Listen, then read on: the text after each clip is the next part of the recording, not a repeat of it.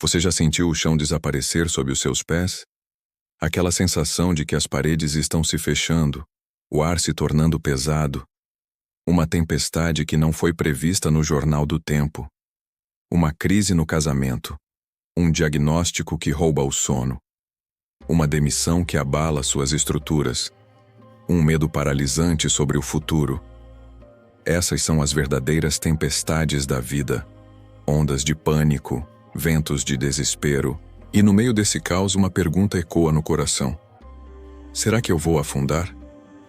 Para entender como sobreviver à nossa tempestade, eu te convido a entrar num barco, há mais de 2000 anos. Feche os olhos e veja a cena.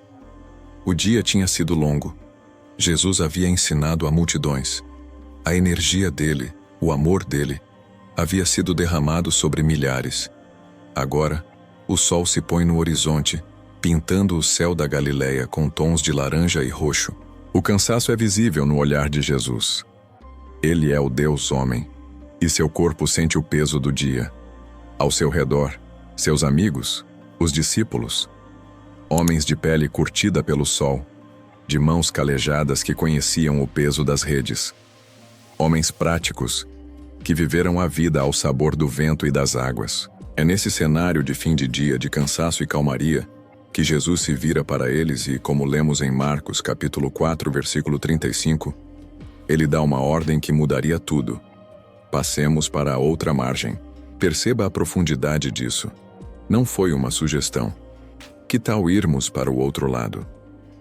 Foi uma declaração de propósito, uma promessa velada. Era Jesus estabelecendo um destino. Era uma ponte entre o milagre que já havia passado e o milagre que ainda estava por vir. E eles, confiantes, entram no barco. A Bíblia faz questão de dizer que levaram Jesus assim como ele estava, cansado, humano. Ele se acomoda na popa, a parte de trás do barco sobre um travesseiro, e adormece. E então, sem aviso, o cenário paradisíaco se desfaz. O céu, antes límpido, se fecha numa mortalha escura. A Escritura diz que se levantou uma grande tempestade de vento. As águas do mar da Galileia, conhecidas por sua fúria súbita, se transformam num monstro líquido. Ondas gigantescas, negras e furiosas, se arremessam contra a madeira do barco. O vento uiva como um predador. O barco, que antes era um lugar de refúgio, se torna uma casca de nós à beira do abismo, sendo engolido pela violência das águas. A água gelada não apenas espirra, ela invade, enchendo o barco, tornando-o pesado, ameaçando puxá-lo para as profundezas. O conhecimento daqueles homens, sua experiência de uma vida inteira no mar, se torna inútil. A força de seus braços insignificante. O pânico, o medo mais primitivo, o terror da morte, toma conta de seus corações. Imagine a cena. Os gritos dos discípulos, o barulho ensurdecedor do vento, o estrondo das ondas. E na popa, Jesus dorme. Um sono profundo, sereno. Não era o sono da exaustão apenas. Era o sono da soberania. Era o descanso de quem sabe que o universo inteiro obedece ao seu comando. A tempestade que aterrorizava os homens não perturbava o sono do seu Criador. E é aqui que a fé deles começa a ruir. Eles olham para o caos lá fora, depois olham para a calmaria de Jesus, e a dissonância é insuportável.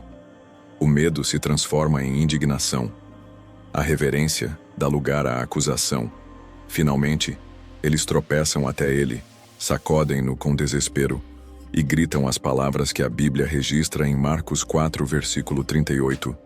Palavras que nascem do fundo de um coração ferido. Mestre, não te importas que morramos? Você já fez essa pergunta a Deus? Talvez com outras palavras. Deus, o Senhor não está vendo o que estou passando? Onde o Senhor está? Não se importa com a minha dor?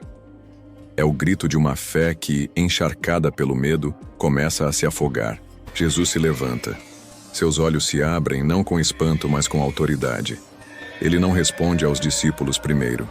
Ele se vira para a causa do medo deles. Ele encara a fúria da natureza como um rei encara um servo rebelde. E com a mesma voz que disse, haja luz, ele dá uma ordem simples e devastadora, como lemos em Marcos 4, versículo 39. Paz, acalme-se. E o vento se aquietou, e o mar se calou, e houve completa bonança. Um silêncio sobrenatural que pesava mais do que todo o barulho da tempestade. Só então, no meio daquela paz espantosa, ele se vira para seus amigos. E com um olhar que mistura amor e repreensão, ele faz duas perguntas que atravessam os séculos e chegam até nós hoje, no versículo 40. Por que sois tão medrosos? Ainda não tendes fé? Mas a história não termina aí. A Bíblia diz que os discípulos agora sentiram um novo tipo de medo. O medo da morte foi substituído pelo temor reverente. Eles olhavam uns para os outros de olhos arregalados e sussurravam: quem é este que até o vento e o mar lhe obedecem? Eles entraram no barco pensando que conheciam Jesus, o bom mestre, e saíram da tempestade se perguntando: quem é este, o Deus Todo-Poderoso? A lição, meu amigo, minha amiga, não é que se você tiver fé não haverá tempestades. A lição é que a tempestade é, muitas vezes, o lugar onde descobrimos quem Jesus realmente é. E a história nos apresenta duas formas de atravessar a tempestade da vida. 2 barcos, 2 posturas. O primeiro barco é o dos discípulos. É o barco do esforço próprio. Nele, nós focamos no tamanho das ondas. Medimos a quantidade de água que está entrando. Confiamos na nossa própria força, na nossa experiência, até ela se esgotar. E quando o pânico chega, nossa primeira reação é acusar Deus de negligência. É o barco do medo.